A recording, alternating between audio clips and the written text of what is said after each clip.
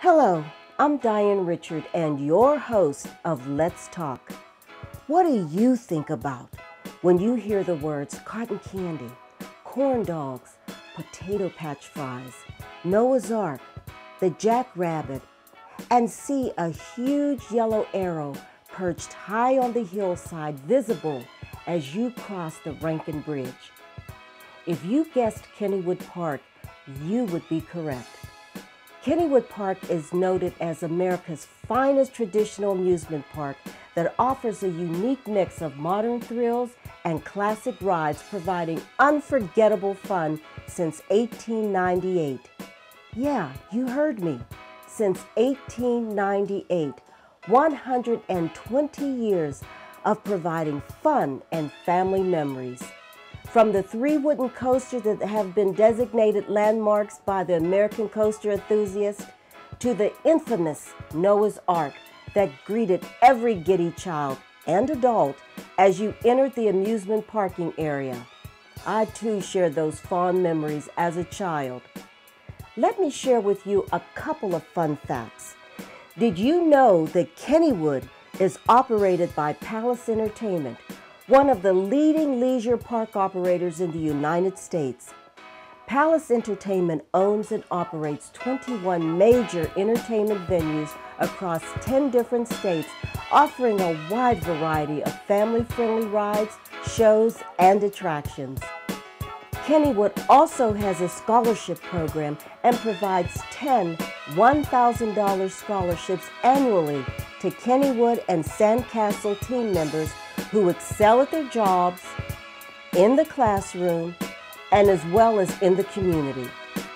It is important to note that Kennywood is the largest youth employer in the region, providing hundreds of career opportunities for future leaders in the greater Pittsburgh area. Did you also know that Kennywood Charitable Trust donates upwards of 10,000 summer tickets to registered charities and nonprofit organizations?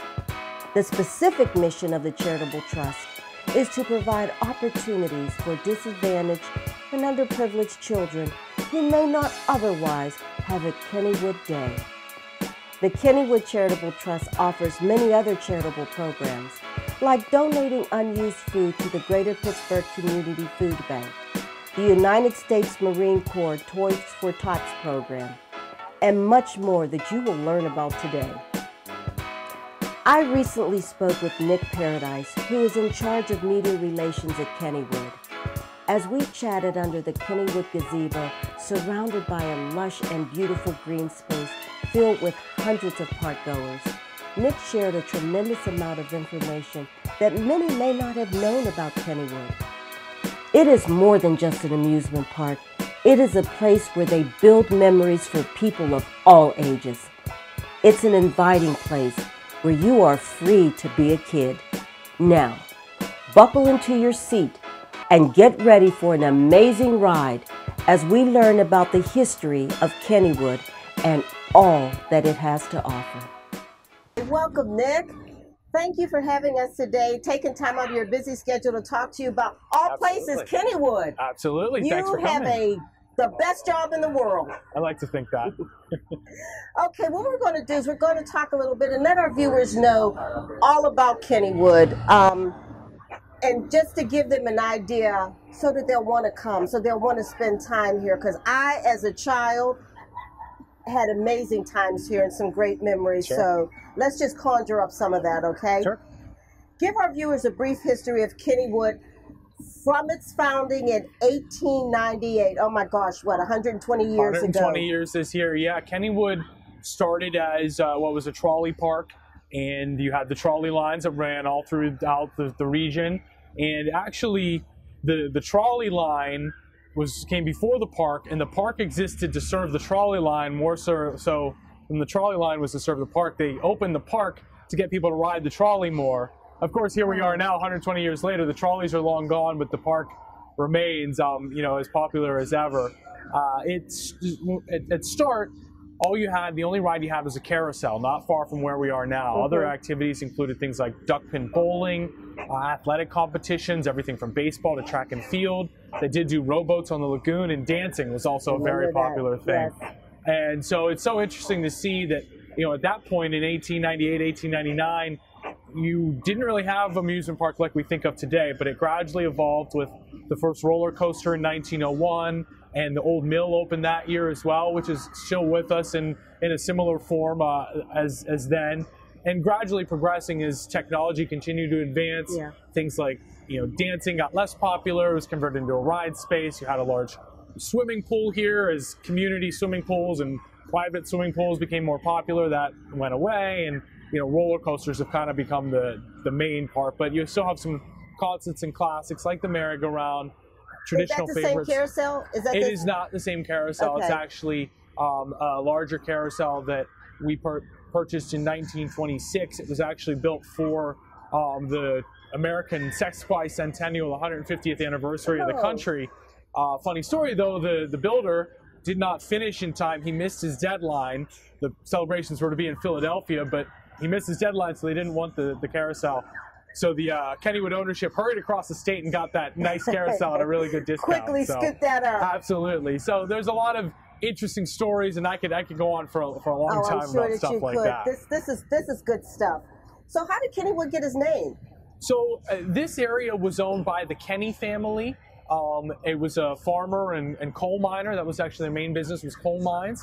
And it was actually, though, not the Kenny family that opened Kennywood. They leased the property to the Monongahela Street Railway Company, which was ran by Andrew Mellon, which many Pittsburghers will, if not know Andrew Mellon, they will recognize the Mellon name from Mellon Bank and Mellon Arena and many other things. So it was he that suggested this area was, before Kennywood was here, this was still a popular gathering space because of its location, and it was just like we're sitting in now, a nice scenic area to rest and have gatherings. So it was called Kenny's Groves or Kenny's Woods, and he suggested shortening it to Kennywood, and there you go. So, and it stuck. Yeah, it stuck. Absolutely. So as Kennywood is now kicking off its 2018 season, many families, schools, churches, and numerous organizations are here. How many employees are staffed to host this influx of thousands of people who will converge on Kennywood this season? Sure. At our peak for the season, we have about 1,500 team members working with us here at Kennywood. So it rises and falls throughout the season and throughout the winter time, from a low of about 80 people that are full-time year-round at the park up to about 1,500. That's rides, that's food and beverage, games and retail, public safety, grounds and gardening, and marketing, like I'm part of, and that the maintenance teams, the carpenters. It's a big operation for sure. Yes, 1,500 people. That's not even talking about a lot of the vendors and contractors that we also work with that all come together to make everything happen. That's a lot of people. Absolutely. That's a lot of people. So in my research, I read that you are the largest employer in the region of youth. That's correct. Yeah, the youth has been critically important to Kennywood almost since its inception. Nowadays we talk about high school students, college students. Yes. And they're critical to, just having the manpower to operate everything. And so that we're very proud of that. It's certainly something that we're proud of, and, give back to those people both through something on their resume that can stand out a little bit, especially in the Pittsburgh area. And you learn a lot. It might seem like, oh, that's so cool, glamorous job. It can be a tough job to work here. In the summer, the heat, everyone's expecting to have their best day possible at Kennywood, which can be that can be a lot to deliver each and every single day. So it can be a challenge, but that personal experience, that interpersonal experiences that you develop working here, that's so critical. And no matter what field a young person ends up in, the experiences that they get here are going to build them. So we're happy and we'll continue to employ many of the region's youth. And it's very important for our young people to learn people's skills. Absolutely. And how to deal with all types of people. Kennywood is a very diverse area. Absolutely. I'm looking around now on such a beautiful day, and I see so many different people, that have come to enjoy just a marvelous day. So you have to learn people skills and how to get along with everyone. Absolutely. You have school groups from every school district in the greater Pittsburgh area, and out to central Pennsylvania, down to West Virginia, even Ohio. So it is a wide range of people that visit us throughout the year, and you get experience not just interacting with them guest to customer, but also team member to team member, employee to employee, building those relationships as well. So it's important and something that's critical. Absolutely. How does opening day give a renewed feeling and life to the park? It's every year. It's really exciting just to see, we come out of the doldrums of After winter. Long, cold winter. Yeah, and this year was especially long and cold for brutal. sure. So to see the trees come back to life, and we're fortunate here that we still have so much green space and so many trees, so it creates that cover and just the color. Pittsburgh in general has got to be one of the best places in the world in June and July. It doesn't feel like that in December and January, but this time of year, it's beautiful here. Yeah. So there's always that excitement that the new start of the season brings with it, that sense of birth and renewal. And we certainly feel that, and we carry on that adrenaline through. Then maybe towards August, it starts to get to the little bit of the dog days of summer, and we're open every day, and we're working, many of us 6 days a week at that point, and but we truck through until we get to the end of the season. Yeah. And you're open through the holiday season as well, right? Yeah, absolutely. Yeah, that's been a change really in recent years for Kennywood. Is in 2002 we added a Halloween event. In the last 10 years, we've added both a Christmas event and a children's Halloween event now last year. So our season that used to end at Labor Day, now last year we ended on December 30th. That'll be the same this year. So it's changed a lot. That makes sense because it's still bringing people in to enjoy. Absolutely. Not just the summertime when you have all the wonderful rides and everything, but you have other activities going on to utilize this beautiful facility as well. And you hit it right there. We looked at it and kind of thought, man, we've got things here at Kennywood that nobody else, can offer. And so why not take advantage of that and let people come and see the park in the fall, see the park in the winter. It's really cool. And the best thing to me is that our team here does not cut corners when it comes to those events. We do, everything we can to make it an incredibly special and unique experience for each season. And I think our team does an excellent job, and that's been reflected in some of the amusement industry-wide rankings that are done, that see some of the Halloween and Christmas events up there with parks you might not think that Disney or the Kennywood can compete with, some of the Disney parks or Universal parks, but Kennywood's Holiday Lights and Phantom Fright Nights usually end up in the top 5 or top 10 for those events, which is a great honor. Nice, and people need to know that, do it and they'll come. Absolutely. Absolutely. Families come back year after year after year because they want to bring their children back to experience what they experienced as kids. So talk about, in order for Kennywood to stay competitive, what do you bring to the table? We walk a very fine tightrope with Kennywood because it is, like you mentioned, a lot of those classic favorites, the Jackrabbit, the Turtle, the Thunderbolt, for example. And people are going to keep coming back because there is something special to say, I'm riding the same thing that my parents rode and my grandparents rode, maybe even my great-grandparents rode. But at the same time, we can't just stay stagnant year after year. We have to continually offer new things, not just to keep up with competitors in terms of local entertainment venues like the zoo or the Pirates or your local pool, but also, on a regional scale, the theme parks, in the country that we compete with, and just evolving tastes in children and young people and just generational changes. We can't continue to offer the same things. So, we're always looking to add new attractions, get into more cutting edge stuff, like we've added a 4D theater and a virtual reality attraction in recent years. And we'll continue to do things like that. It's a fine balance. You have to keep up with the changes, but you still want to keep the old because that keeps people coming back. Absolutely, and that's always been the case. Kennywood's always been on the cutting edge. You wouldn't think about it, but the Jackrabbit in 1920 was revolutionary for its time, and the technology in place there was one of the first coasters to have it. And now it's still, almost 100 years later, it's still an industry standard for safety on the Jackrabbit. So interesting stuff, and how can we continue to push the envelope while also staying true to all that history and tradition that Kennywood brings to the table? A lot of history and tradition here, lots of it. Okay, tell our viewers about the iconic yellow arrow that points the way to Kennywood Park. Yeah, it's been a long ride for that arrow, and it started back in the 20s and 30s and into the 1940s, where just ways to get word of mouth and marketing and branding. Nowadays we think about that on social media and television and radio, but back then they didn't have any of those channels to reach potential guests with, and so they had the idea to just set up directional signs all around Pittsburgh and beyond Pittsburgh, even as far as Niagara Falls and Erie and further points west and east. Yeah, I have some pictures in the archives of set up even in Ontario and things like that. And I don't think they really went around seeking out permits and things like that, but they just went and nailed the signs to poles in those days. So, but it really did generate a lot of buzz and a lot of interest, to the point that at some point the park decided to adopt that arrow as its main logo, and even now it still is. Of course, absolutely, yeah.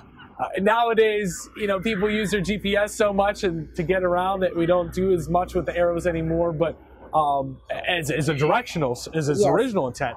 But in terms of logo and branding, that's become Kennywood's, and it's hard to imagine the park shifting away from that. Yeah. We do sometimes have to do a little bit of explanation outside of the greater Pittsburgh area and places that aren't as familiar. What is an arrow about? But it's become our calling card. And you can never, ever remove the arrow as you come across the Rankin Bridge. Oh, and absolutely. And it's up in the hillside. I mean, that's like the beacon that says, this way, folks. Yep, it's a special thing. And this way to fun. Yep, absolutely. You can think of as kids, and you'd get kind of chills when you see those arrows on the way, and you're getting closer and closer. Yes, absolutely. Absolutely. Now, Kennywood attracts a lot of people. I mean, look around. A lot of people, a lot of schools, a lot of families. And sometimes people's income isn't exactly what they would like it to be, but they still want to be able to come out and enjoy. How does Kennywood help in that aspect? I mean, are there some creative ways that the families can save money? Absolutely. Yeah, we have a wide variety of ways to find savings. Everything from, you mentioned the school picnic. There's our Pittsburgh tradition that you can't find that in place in many other amusement parks around the country, to have school groups come out like they do here. So that's still the cheapest ticket on the market that someone can get, for a day of fun. So we continue to offer those. The community days are the same thing, and the price point's about the same. Same with the ethnic heritage events continue to be very popular, and company events that we do through businesses, the same thing. We also offer throughout the year buy one get one days and special savings. We did for our 120th anniversary earlier this year an $18.98 ticket that was $18.98. We're actually coming the end of May into the beginning of June for the Thunderbolts 50th anniversary. We're doing a 1968 ticket. 50 years already for the Thunderbolts. Right. So for people that are 50 and up, $19.68 for a ticket, because children as well as older senior citizens, we hear that a lot. We do have a special rate for guests that are 70 and older of only $9.99 on weekdays, and a 55 plus rate as well. So we try to do a lot of those things. In addition, we have the Kennywood Charitable Trust, that is a charitable trust that the park created some 25 years ago to try to better manage the amount of requests that we get for charitable donations. Well, we're going to talk about that. And that's really important to us, because we want, especially children, to be able to have that Kennywood day, no matter what your circumstances are. And so, we do donate a large number of tickets through that, and to help people that, whether it's financial challenges or health challenges, and so often those two come hand in hand. We work with some of the charities in the region, as well as directly with families, to try to make that happen as best we can. And let them have a great day at the park. Absolutely. Absolutely. Now, do you have special rates or a special time for military or first responders or people like that? We do a number of things for our military and our community servants as well. So for military, we do have a any day ticket that's a little more than 50% off the gate price. That can be purchased. Active military or just military? It's no, active duty and retired military, along with veterans of foreign wars. So I know those are 3 separate classifications. And then spouses and dependents can, if they have their ID, they can access to those as well. But a serviceman or woman can purchase tickets for up to 6 of their family. We do every year a 4th of July event called Celebrate America that usually runs 4 to 6 days. So military are free during that period, and that's again active duty, retired, and veterans. And then the military rate, if they want to buy tickets for friends and family, is half off what it normally is. So you're looking at close to a $10 to $15 ticket for during that period. Wow. And then we do a day now for first responders as well. At the end of August, it's the first Sunday in August. We've been doing it for about 4 or 5 years now, and that's police, fire, EMS, nurses we've added in, and military as well, where they can come for free, and then again, they can buy discounted tickets for family and friends. So just some of the ways that we try to thank those people. We know that they make great sacrifices for us here at Kennywood and the community at large. So we try to find ways to give back to them. In addition to a lot of the police unions, we work with them on picnics and that like that for the union. So we're always happy to do things like that. That's excellent. For families coming from out of town, because there will be a lot of people that will view this. Sure. For families coming from out of town, does Kennywood have accommodations, like overnight accommodations? So we do work with a couple hotels. We have a lodging page on our website and some preferred partners, and you can get packages through those hotels. So we have kind of one in each area of the region, one here in West Mifflin, one on the south side, one in Monroeville. We're working on one with downtown as well. So it can be a variety. It kind of depends where someone's staying. If they are visiting family, do they want to stay in what part of town do they want to stay in? But yeah, through our website, there's a lodging page. I would just recommend people check that out and can find some discounted hotel rooms as well that way. And we'll have all this information on the ending credits so that everyone can be able to go to the website and to see all of this.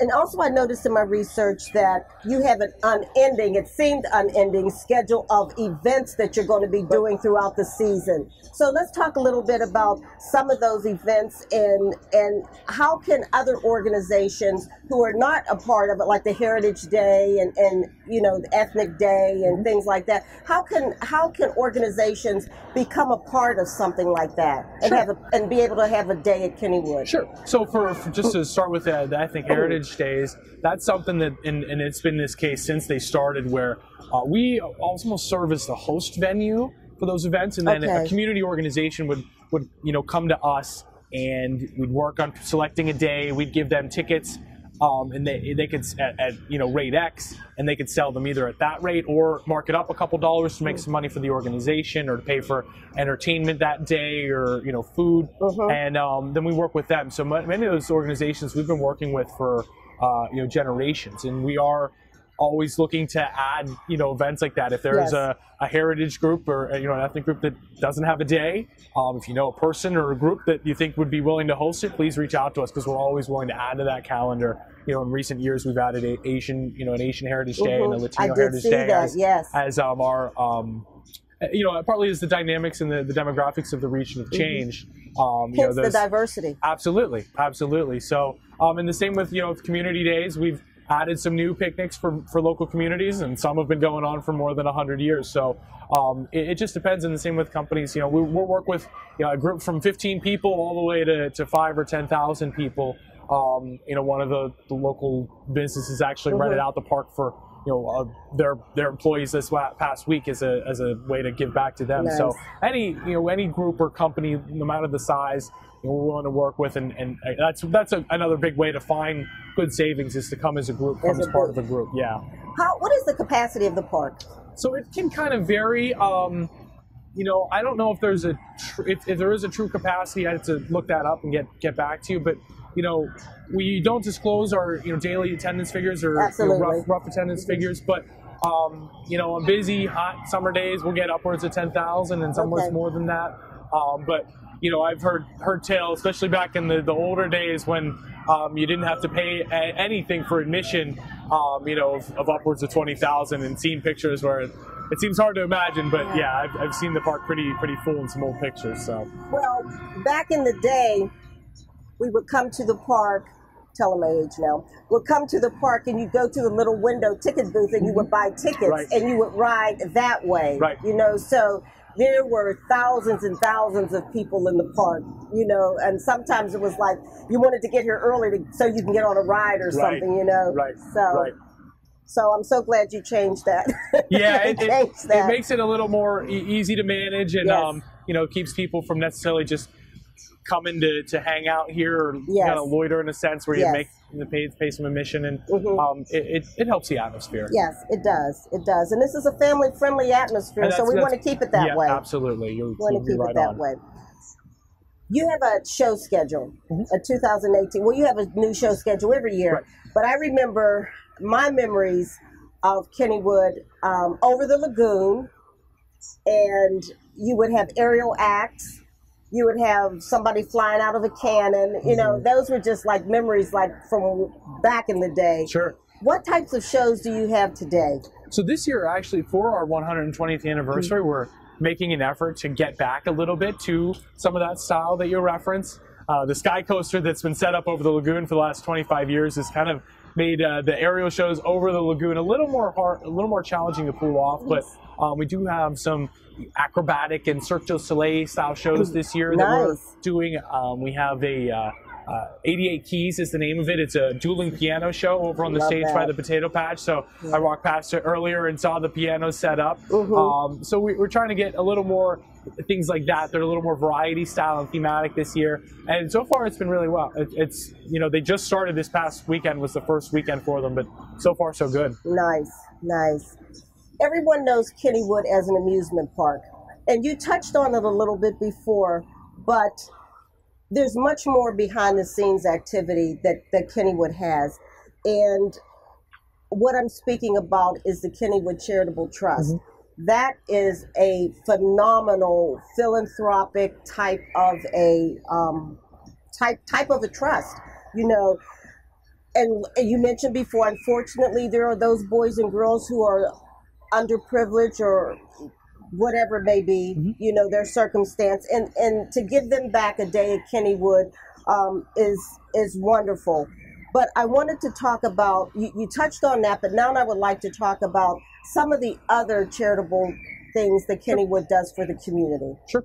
So yeah, in addition to the Charitable Trust, which will give out, you know, approximately 10,000 tickets every season, we do things like, you know, the basics, the community appearances. You see the Kennywood Trolley and Kenny Kangaroo. And they get asked out to so many different events just to draw interest for whether it's a Relay for Life or a different fundraiser or things like that, or 4th of July parades.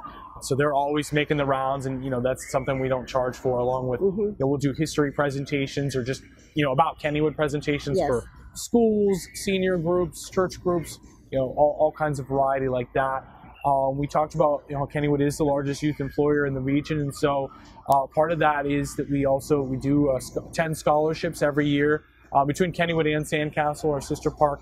10 scholarships for team members every season, $1,000 each, and you know, for people that go above and beyond, not just at the park, but in the community and in the classroom as well, to kind of help them with their schooling. We know that's not cheap, so that's an important thing as well. That's unheard of.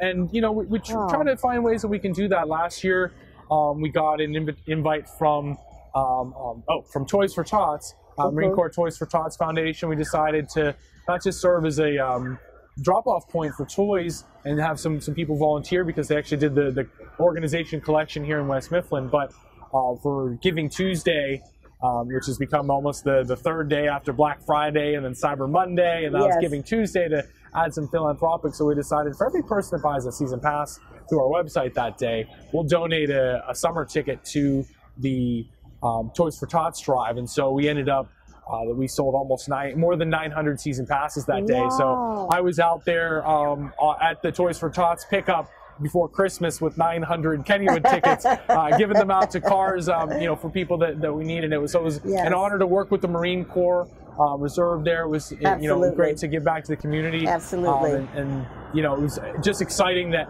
I could bring that to my general manager and my corporate marketing team and say, you know, we have this opportunity, and we were thinking that this might be a good gesture, and for them to say yes, because it's not a small number of tickets or an insignificant number of money. To get the go-ahead to do that was really exciting. So, you know, it's always been a part of us to be part of the community.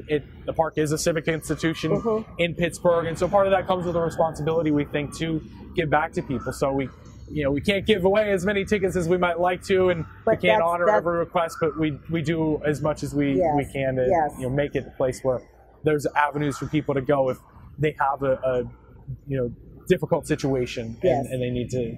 900 tickets is not slim. No. That's a lot of tickets. And that's in addition to the charitable trust that was separate from the 10,000 ticket charitable trust that we talked about. So it was bumped up even a little more last year. That's phenomenal. That is so good to hear. Thank you. And we also thank our military for their service and for them giving back. Absolutely. To it wouldn't have happened if it not for the Full Your Toys for Tots program. Absolutely.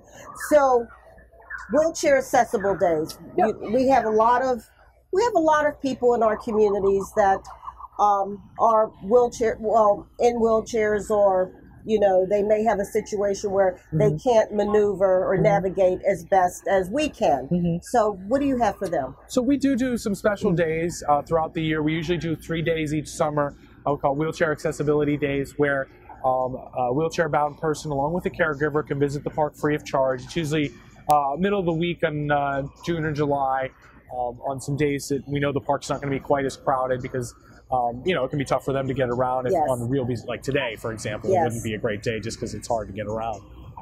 They're able to visit the park with their caregiver free of charge, and we work with a lot of. It's not something that we heavily advertise, but we do work a lot with the senior communities and assisted living and skilled nursing facilities throughout the region that they often will know about, or they'll check in with us when the dates are, and they'll bring a bus of their residents. We have some certainly private residents, homebound residents as well that come out, but it's largely those communities that will organize a day and come out, just even if they're not riding anything, and certainly there are some things that they can still ride. Get out in the air. Even if they're not riding anything, just to get out and see things, see people having fun.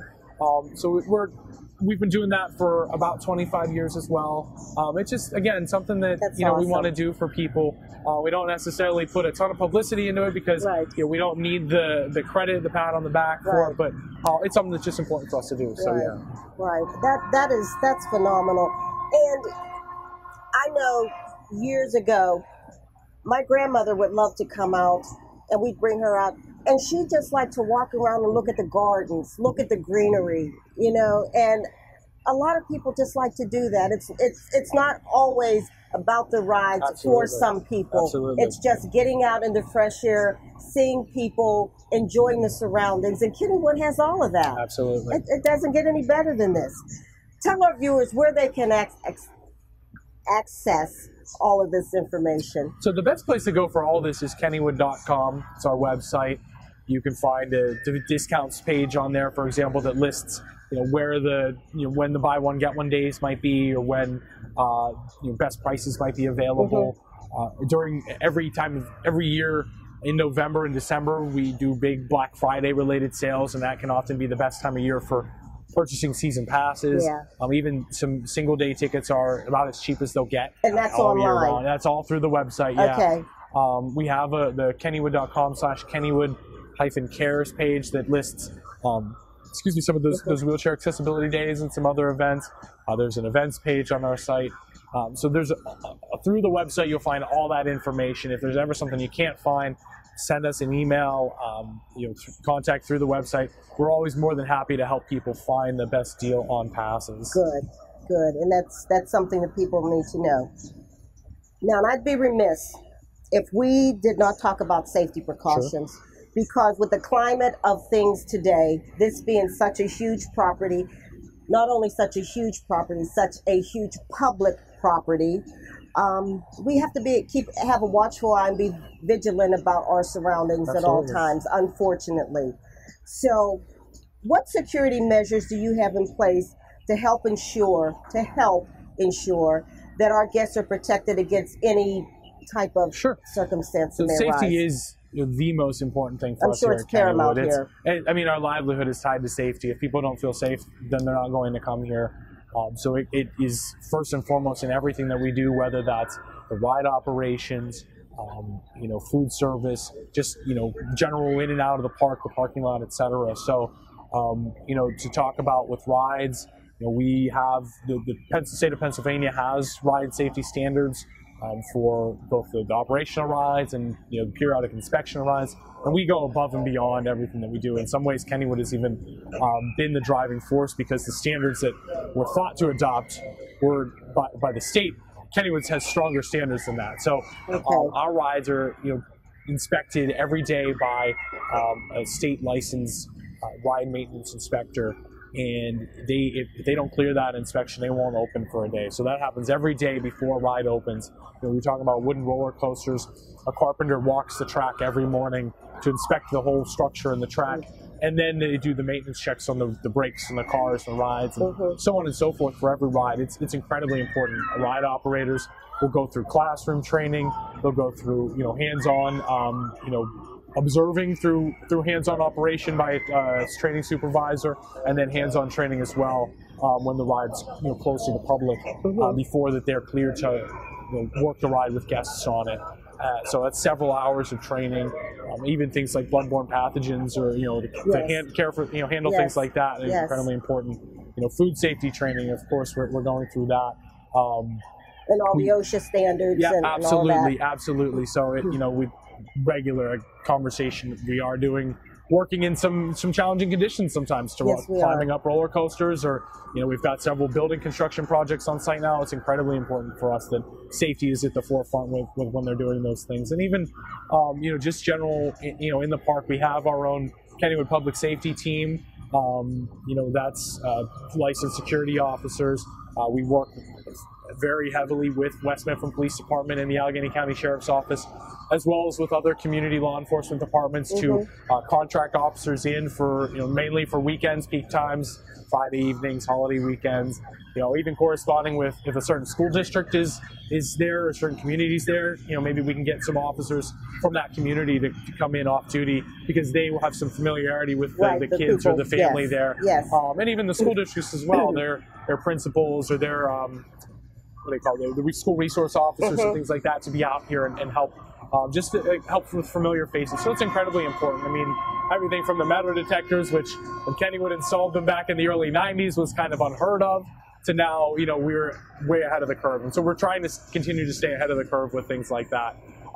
We work heavily. It's not something that you're, excited to do, but you have to do. Yes. In recent years, we've been working a lot with the Department of Homeland Security, just to make sure we up to what they consider the standards and preparedness for everything from, power, generators, to the various entry and exit points to the park, to, what do you do in some of those situations? So we've had, tabletop sessions where we get, everything from Homeland Security and FBI to Pennsylvania, state, PEMA, emergency management organizations, and all the local responders that we work with as well. Get them all around the table and go through some of those scenarios and walkthroughs, and so we're prepared. And also do the on-the-ground trainings. It's been a few years since we did an active shooter training in the park, but it has been done, and we're looking to reschedule one for the near future. Hopefully, none of those things ever need to be put into practice, but you never know. And the more you can prepare, sometimes for those high-level crisis situations, the better prepared you are for some of those more routine situations that you might have to deal with, whether it's a guest with a medical situation, or a group of teenagers just causing some, being teenagers and acting inappropriately. But the way things can escalate, you always have to be prepared for that, to respond quickly and de-escalate things. So it really helps. And both having our local team, our in-house team of Kennywood Public Safety, plus working very closely with the local departments. We even now, West Mifflin Police, have a substation here in the park, just to operate out of it, give a little base, and just to provide peace of mind for people. And peace of mind to the people, coming to the park. Right. That's very important. What you said resonates deeply with me, and I'm hoping that our viewers are really understanding that Kennywood goes above and beyond the steps to ensure the safety of, its guests. So I don't think people have any reason not to come to Kennywood. Absolutely. No, I bring my family here very regularly. I have no qualms about doing so. I see the attention to detail that gets put into things on a daily basis. A few years ago, we had some unfortunate things that made headlines, and headlines can be escalated when it's Kennywood's name attached to it because of the interest around the park. But we even from that was a learning experience, and continuing to, ramp things up when needed, and continue to train and continue to learn, continue to stay on top of things, in concert with our local law enforcement and Department of Homeland Security and things like that, to make sure that we are, above and beyond when it comes to preparation. Because again, safety is, there's nothing more important than making sure that this is a safe and family-friendly place for people to come to, and we feel very confident that that is the case. And anyone that ever has further questions about that, don't hesitate to reach out and contact us. We're not afraid to talk about it. We're more than happy to talk about it. You're very transparent about it, and that's very important, because people want to know that they're safe when they come when they come to a public place such as this, or any place. Right. They want to ensure their safety ensured. So are there any special protocols for the guests coming to the park? Anything that they need to know when they come to the park? From a just entering the park. Are there signs like no smoking, or there's a smoking area, or no weapons of any kind? Yeah, no, we have the metal detectors at the gate. We don't permit people to bring weapons of any kind, with knives or firearms, what have you, into the park. So they will be checked or asked to leave with those. We are a limited smoking facility. We do have designated smoking areas in the park, because usually you're coming for the full day, and so from the standpoint, it's not realistic to ask people, or from a business perspective, it's a balancing act. Again, we don't want to push smokers out, especially when you can leave and go to your car and come back. Well, to leave and go up and smoke, and then have people just stand around the exit. So we try to create some secluded, designated areas for that. We do still continue to offer, and another way that people can save, we still continue to welcome people to bring in their own food and drink into the park, as long as it's no glass or alcohol. They can bring in a picnic basket with snacks or sandwiches or drinks, both to save money on food here and drinks here, and just because that's another long-time Kennywood tradition. You have the picnic pavilions and the picnic areas. Take advantage of them. Set your food there, and just like they've been saying in Kennywood Memories, you can leave your cooler there, and you can be comfortable that it's going to be there when you get back. So I take advantage of it when I come here too. With my family, and I encourage people to do that as well. And is that big pavilion, double-decker pavilion, still over by the Jackrabbit? We still have that pavilion over by the Jackrabbit, Nothing's changed in that regard. And last, the food. We got to talk about Potato Patch. All of that. The food is like fabulous. How many times do you hear people say, I'm coming to Kennywood and I want Potato Patch? Oh, constantly. It is our most popular ride, for sure. We'll serve more than 500,000 orders of Potato Patch fries every year. We get 4 tons of potatoes, if you can imagine. 4 tons delivered every day during the operation. Real potatoes. I see them, and then chopping they're them. back there slicing them right there before your eyes, and cooking them fresh, made to order. That's a big thing for us. It continues to be one of the things that puts Kennywood on the map. That's a staple. That's a staple of Kennywood. I've gone to restaurants, and if I order some fries, I'll ask, how are the fries? Are they frozen, or are they real potatoes, or whatever? And sometimes people will say, have you ever had Kennywood Potato Patch fries? Well, they're like Kennywood. Nothing is like Kennywood Potato Patch fries, but, I guess they're saying they're real potatoes. Absolutely, there's something you can't replicate anywhere else when you're sitting at the table and you've got the Thunderbolt roaring past you and Noah's Ark blaring and the turtle going in the background. That atmosphere can't be recreated, even if you can match the actual product. But everything from that to the funnel cakes and top them with ice cream, the deep fried Oreos, and cheesesteaks and hot sausage. And food is every bit part of the attraction here. And we've even started hosting last year. The Pittsburgh Pierogi Festival was hosted here, which was a big hit. And this weekend we've got the Ribs and Blues Festival, which we're looking forward to be another food festival. We know people will go places for food, and we try to make that a draw just as much as the rides and the family atmosphere. Yes, that is fantastic. Feed them and they'll come. Absolutely. Nick, thank you. Thank you so much for taking time out of your busy schedule to give people some insight into not just the rides at Kennywood, but Kennywood and what Kennywood is representative of. It's a Pittsburgh staple, and people need to understand that, you can go to the big parks, you can go to the Disneys, and I'm not knocking Disney. I mean, I've been to Disney, I love Disney, But Kennywood is homegrown. It has memories here, family memories. Right. And a lot of people want to bring their children here because they came as they were children. Generations have come, Absolutely. I guess I should say that. Absolutely. Yeah, and we've got, we have more new people to the region than, we've had in past years. And so Yes. we encourage them, give Kennywood a shot and make it their new family tradition as well for new Absolutely. Pittsburghers. So Pittsburgh has young or become a old. Renaissance city, and Kennywood is part of that Renaissance. It's old, but it's new. That's it's our goal, yeah. It's just a place to be to have fun. Thank you, Nick, so much for Thank being you, with Diane. us today and sharing all Pleasure. of this wonderful information. And don't forget about the Kennywood Arrow. That's a wrap, Paul. So, there you have it. What more can be added? Kennywood is a Pittsburgh institution and so much more than just an amusement park. It's a community-oriented establishment that exhibits great care and interest, not just in its employees, but in outside organizations that help people share in great memories.